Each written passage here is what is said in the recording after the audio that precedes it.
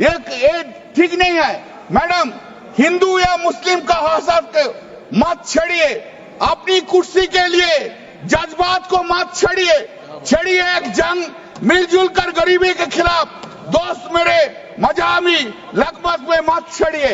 Madam, हम अपनी जान का दुश्मन के अपना जान कहते हैं, मोहम्मद का इस मिट्टी के हिंदुस्तान कहता है। अब तो मजहब अब कोई ऐसा भी चलाया जाए जिसमें इंसान को इंसान बनाया है। आपने बोला था ना, अब की बार 400 पार बोला था, खेल शुरू हो गया था सर, शुरू हुआ ना। खेल तो बहुत सा खेल है सर, चू कित कित भी खेल है, चू कित कित में चू धरा 400 में कित कित कित कित कित कित कित कित कित कित कित कित कित कित कित कित कितना हुआ 240। वो गेम में भी हारा गया। इधर सर आपको, हम तो आपको ही देख रहे हैं, हम किसी को नहीं देख रहे। एक बार देखने से साइड से आपको ही देख सर, हम इसलिए आपको, आपसे ज्यादा स्मार्ट इधर कोई नहीं है, कोई जेंटलमैन नहीं है जो उनको छोड़ के आपको देखेंगे। गुड एक्ट्रेस भी आया लेकिन उनको नहीं देखता है, आपको ही देखता है सर। आपको सिर्फ आप ही है, आप अंदर में sir. There is a change, of course suddenly there is a change in the country itself.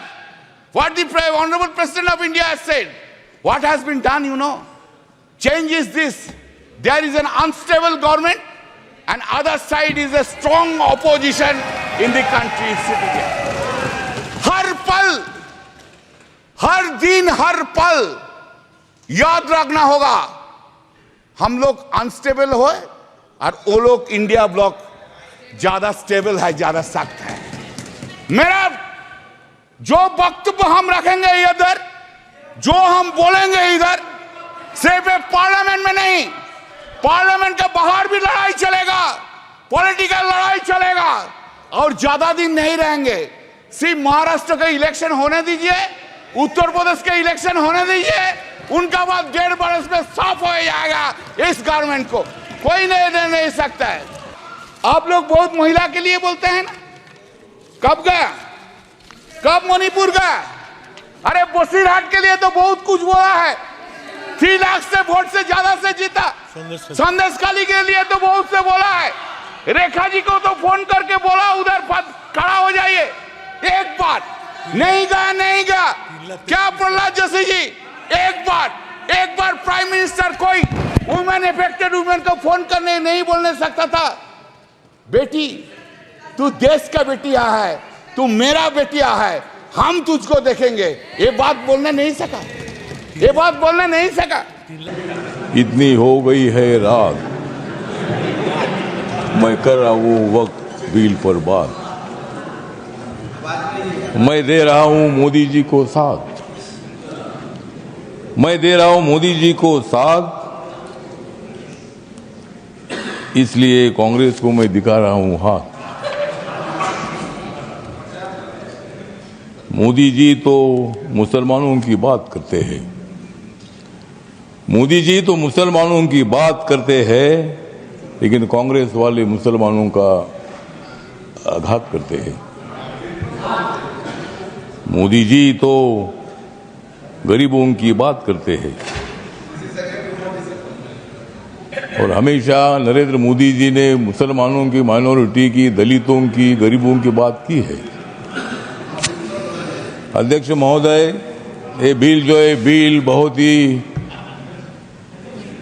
सभी मुसलमानों को, मैक्सिमम मुसलमानों को, 90% मुसलमानों को न्याय देने वाला बिल है। ये जो बिल है, ये बिल असंवैधानिक नहीं है। डॉक्टर बाबा साहब अम्बेडकर जी ने संविधान बनाया, उस पार्टी से मैं आता हूं। मेरी पार्टी RPI है, रिपब्लिकन पार्टी ऑफ इंडिया, और मेरी पार्टी मोदी साहब के साथ, NDA के साथ है।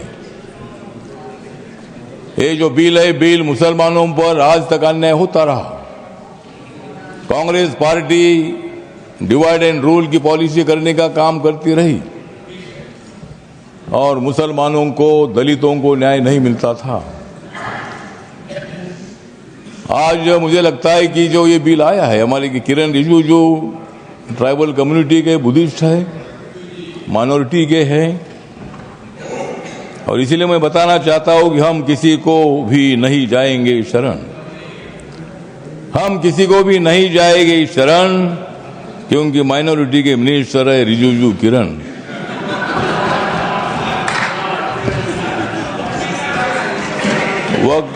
वक्फ बिल का हम करते हैं स्मरण, वक्फ बिल का हम करते हैं स्मरण, लेकिन अपोजिशन को हम करा देंगे हरण।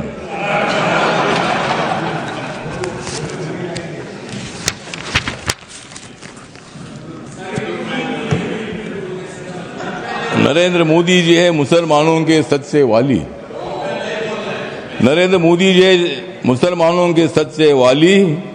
खरगे साहब बजाओ जोरदार ताली।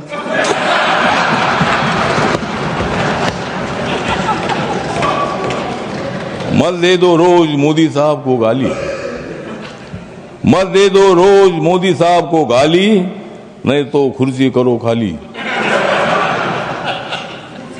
विरोधी दलों की रात हो रही है काली, विरोधी दलों की रात हो रही है काली, नड्डा साहब बजाओ तुम भी ताली।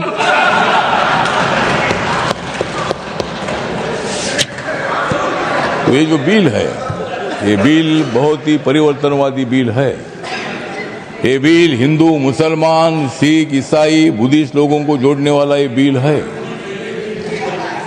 ये जो बिल है, ये बिल असंवैधानिक नहीं है, जिस तरह आप बता रहे खरगे साहब। संविधान बाबा साहब ने लिखा है, आप भी बाबा साहब के अनुयायी है, मैं भी अनुयायी हूं। और आप जिस कांग्रेस पार्टी में खरगे साहब, जब कर्नाटक में आपको मुख्यमंत्री बनाने का मौका आया था तब उन्होंने नहीं बनाया आपको, और मुझे भी मंत्री बनाने का मौका आया था, अपने मंत्री नहीं बनाया, मैं इसलिए इधर आया। मैं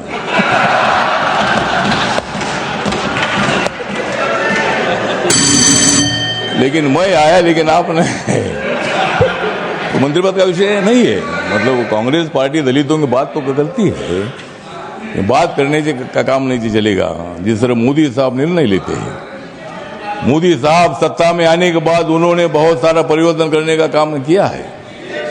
आप लोग ये मुसलमान के विरोधी करके आपने लोकसभा में वोट लिया, लेकिन अब मुसलमानों का वोट हमारे पास आ रहा है।